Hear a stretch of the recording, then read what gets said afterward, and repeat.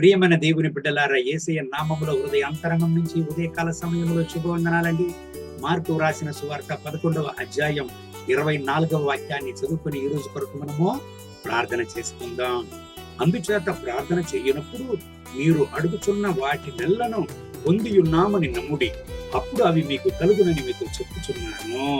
దేవుని బిడ్డలారా, ప్రభు అయిన యేసయ్య ప్రార్థనను గురించి తన యొక్క శిష్యులతో మాట్లాడినప్పుడు ఆయన చెప్తున్నాడు, చూడండి, మీరు ప్రార్థన చేయనప్పుడు దేన్నంతా దేవుని సన్నిధిలో ప్రార్థనలు మీరు అడుగుతారో వాటి పొంది ఉన్నామని నమ్ముడి అని అంటున్నాడు. అవును దేవుని బిడ్డలారా, మనం ప్రార్థన చేయనప్పుడు నమ్మకంతో ప్రార్థన చేయాలి, విశ్వాసంతో ప్రార్థన చేయాలి. ఎందుకంటే ప్రార్థన అనేది సాధారణమైన ఒక విషయం కాదు.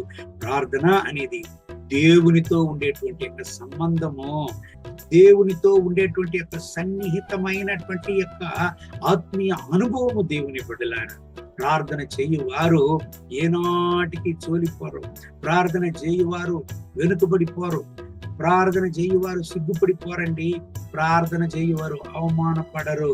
ఎందుకంటే దేవుడు ప్రార్థన చేయు దేవుని బిడ్డలను చెయ్యి విడువడు, ఎందుకంటే దేవునితో సంబంధం కలిగి ఉన్నారు కాబట్టి.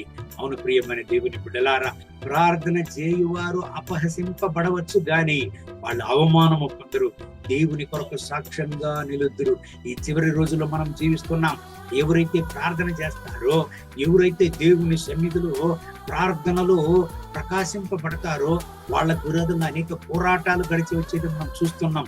కానీ ప్రార్థన చేయు దేవుని బిడ్డలను దేవుడు చేయవదలడు, ప్రార్థన యోధులను చేయవదలడు. దేవుని బిడ్డలారా, అవునండి, ప్రార్థన చేయండి. మీ అవసరతలను దేవుని సన్నిధిలో ఉంచి ప్రార్థన చేయండి.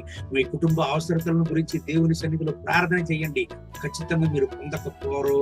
ప్రార్థనలో మీరు దేవుని సన్నిధిలో అడుగు ప్రతి ఒక్క వాటిని మీరు ఖచ్చితంగా పొందుకుందురండి. మీరు సిగ్గుపడిపోరు. ఈ దేవుని వాగ్దానం ప్రకారం దేవుడు మిమ్మల్ని ఆశీర్వదించి మీ అవసరతలనంతా సంధించి ఆయన నడుపును గాక. కళ్ళు మూసి ప్రార్థన చేద్దామా? మహోన్నతమైన ప్రభువా, ఈ ఉదయకాల సమయంలో నాతో ఏకీభవించి ప్రార్థన చేసి ఈ నా ప్రియ సహోదర సహోదరుల కొరకు ప్రార్థన చేస్తున్నాను. వీళ్ళను ఆశీర్వదించండి, వీళ్ళను బలపరచండి, వీళ్ళ అవసరతలు సంధించండి. నా రక్షక, దేని కొరకంతా మీ సన్నిధిలో ప్రార్థన చేస్తున్నారో వాళ్ళ ప్రార్థనకు జవాబు ఇవ్వండి నాయన, సదుత్తరాన్ని ఇవ్వండి నాయన, వాళ్ళ అవసరతను సంధించండి నాయన. అవును నా రాజా, శత్రువు అపనమ్మకాన్ని అవిశ్వాసాన్ని వీళ్ళకి తేకుండా మీ బిడ్డలను బలపరచండి, సాక్ష్యంగా నిలపండి నా రాజానికి స్తోత్రములు. వీళ్ళ అవసరతలంతా సంధించి మీ కొరకునైనా గొప్ప ప్రార్థన యోధులుగా వీళ్ళు గుర్తిల్లబడడానికి సహాయం చేయండి. దేవుడు అలాగా ఆశీర్వదించి వీళ్ళని దీవించే విధానాన్ని బట్టి వందనాలు. మహిమ ఘనత స్తుతి మీకే. యేసయ్య నామములో వేడుకుంటున్నాం మా ప్రియ పరలోకపు తండ్రి. ఆమేన్.